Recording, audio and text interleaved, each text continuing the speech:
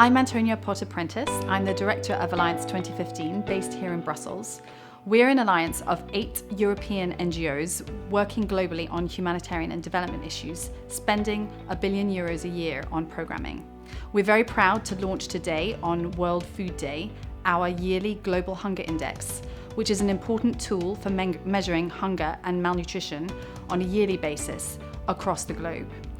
What this year's index tells us is that while the overall situation is improving, that we are not on track to meet the Sustainable Development Goal of zero hunger by 2030. In fact, despite the improvements, there are 44 million people today who are acutely hungry, more than there were 2 years ago. That's not something about which we can feel complacent. It's for that reason that we've not only launched the index, but we bring people from those countries most affected by hunger and malnutrition here to talk to EU decision makers about what needs to be done to fix this situation in order to meet the goal.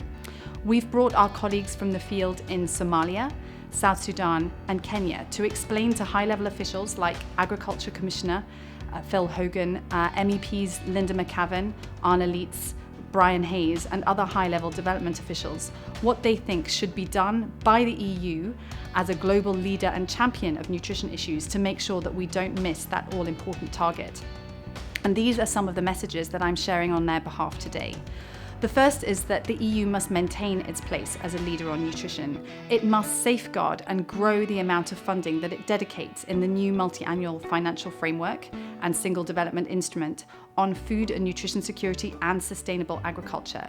But it must do this in the context of decisive political action to confront conflict, climate change, inequality, and ill-informed and incomplete narratives on mobility and migration.